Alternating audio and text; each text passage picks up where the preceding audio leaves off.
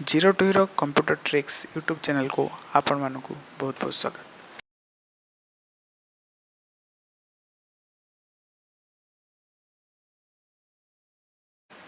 Video को आगे बढ़ा पूर्व जदि आपण आम चैनल को सब्सक्राइब करना ताले एवं सब्सक्राइब कर दिंतु एवं लाइक कमेंट शेयर मध्य करंतु। आज सेसन में प्रथम जाना कंप्यूटर कौन जाना जाना कंप्यूटर क्या बेसिस रे काम करे।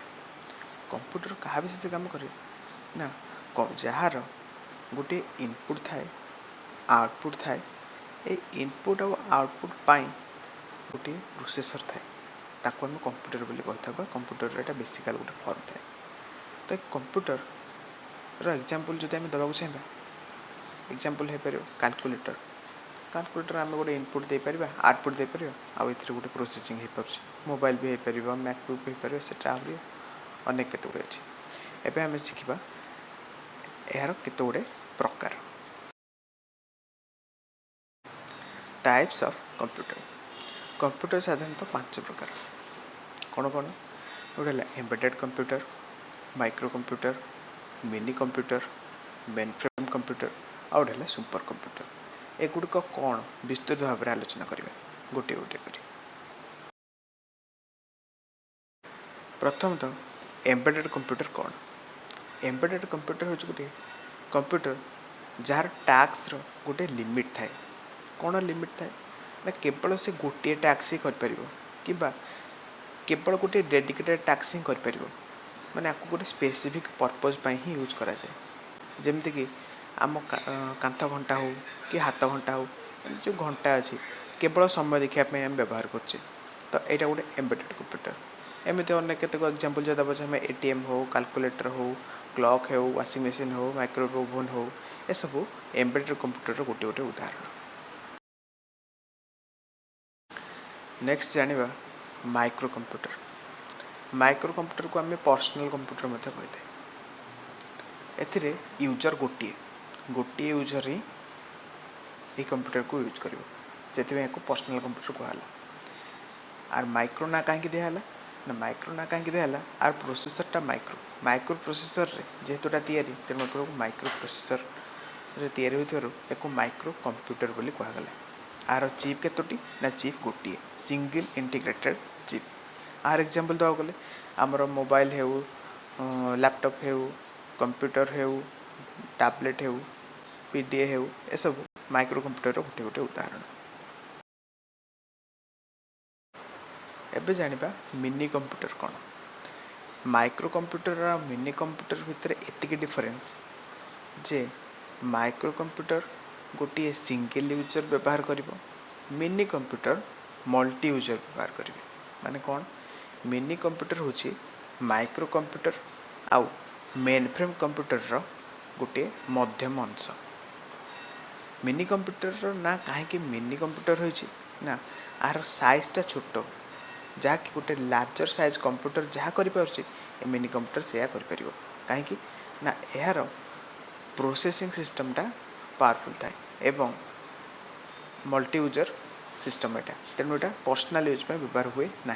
आर एग्जांपल दो गले IBM S400 Honeywell 200 TI-990 tablet PCs desktop mini computers ये सब आमर मिनी कंप्यूटर गोटे गोटे उदाहरण।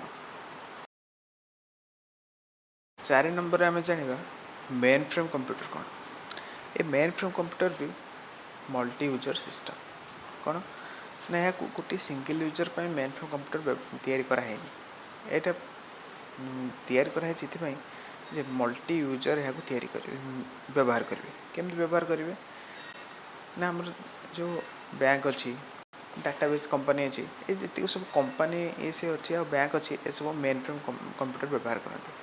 ए कौन कराए आमर देखा जाए स्टोरेज कैपेसिटी अधिक जेहेतु आर स्टोरेज कैपेसिटी अधिक तेणु मेन फ्रेम कंप्यूटर साधारणतः बैंक व्यवहार कर आपने देखते आपंकर अकाउंट डिटेल्स अन्य अकाउंट डिटेल्स केते अकाउंट अच्छी से सर्भर वाइड स्टेट बैंक हो पंजाब नेशनल बैंक हो एमती अन्य बैंक हो सब से बैंक सब डाटा सेव होकर रही है।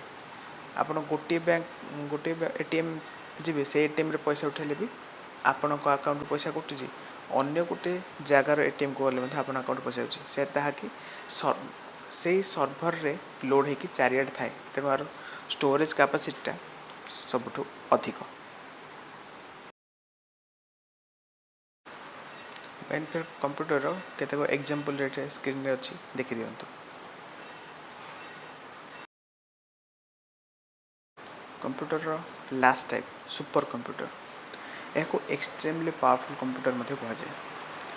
जमती कि अन्य कंप्यूटर आम MIPS साहाय्य तार परफॉर्मेंस को मापी था, यह MIPS मापिबा असंभव, कहीं जेहेतु एटा एक्सट्रीमली पावरफुल, यह फ्लॉप्स साहाय्य मापा जाए।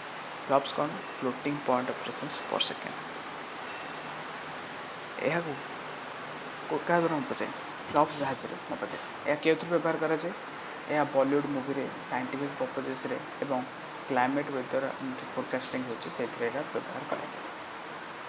यार एग्जांपल दो गले AI research super cluster RCS जहाँ फेसबुक रो गोटे super computer, Google super computer सिरामोर, सबमिट होची गोटे US रो फास्टेस्ट कंप्यूटर, आउ फुजिसु फुकागु होची 2021 मसीहार वर्ल्ड रो फास्टेस्ट सुपर कंप्यूटर।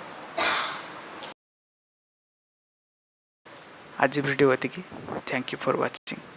कमेंट कर निश्चित जनाबे वीडियो केमती लगिला।